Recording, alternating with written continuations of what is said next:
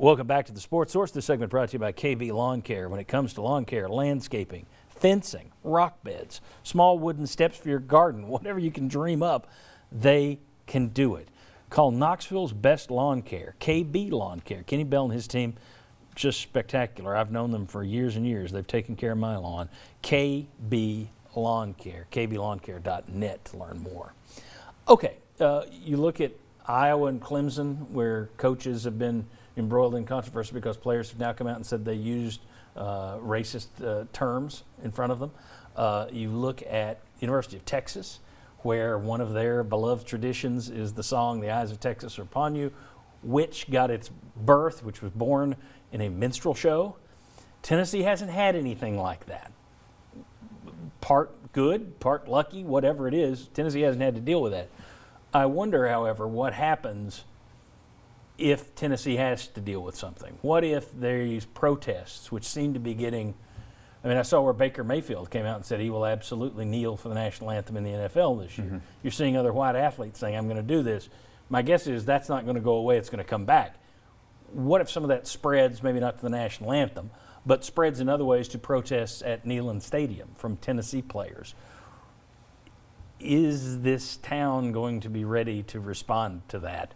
None of us will want to talk about it. I know I won't. You know, I'll be looking at it going, oh gosh, this will just be a landmine. But how will this town respond if players do that? Supportive because they're wearing the orange, or is it just left and right?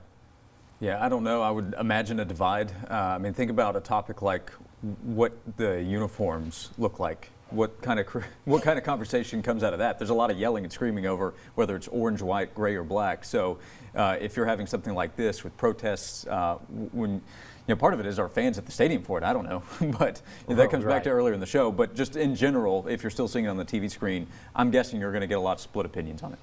Yeah, I think so. You would hope that with everything that's happened that there would be a little bit more of a progressive thought. John, you mentioned Baker Mayfield, and J.J. Watt's another one that mentioned he was going to. But those declarations that they were going to kneel were after fans were challenging them and telling them, oh, please don't kneel. So then that's where they've come out and said that. So I don't know that you're going to have that kind of reaction where players are going to respond to people being challenged. And plus you'd be more limited in college in terms of the protests you could do because they're not out there for the anthem. I guess they could, once they run through the tee and get to the sideline, they could all stand and they could all kneel together in unison. There could be some things, but there's going to be some, but I think it won't be as bad as maybe it would have been in the past. The interesting thing will be, you mean the blowback? Yeah, the blowback, yeah. Agreed. I do think that it will be less than it might have been had this happened 3 years ago. Right, yeah.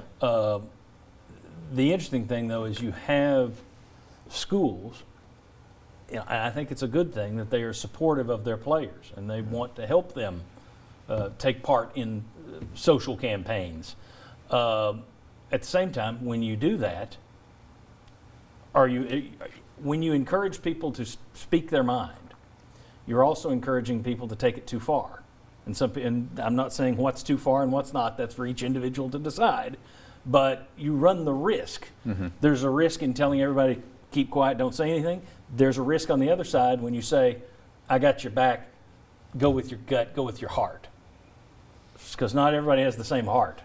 I just think that may not be from fans challenging players to get out and say something. Mm-hmm. It may be just in the fact that, well, we've been talking about what we can do as players with social justice, what kind of statement can we make, and we thought of this. So do you open Pandora's box simply by patting someone on the back and saying, I support you? Well, I would hope we're past schools and teams being reluctant to do that because of the brushback. I think there's many examples in sports now that we've advanced past that, and that's a good thing to try to make a difference and get into some of this action that Jeremy Pruitt and a lot of people have talked about. So I think because the plans, and they'll be out there doing things in unison, I think more fans will be a little bit more understanding of it, but the schools can't be afraid. Oh, we might have brushback that we can't do anything. I'm also curious, June versus September. I mean, this is an off-season conversation versus once you're underway and you're playing games and it's back to football and you're focused on the sport. There are going to be differing opinions on how far you should go with it now versus then. Yeah, where are we as a nation Right. in 3 or 4 months is part of it.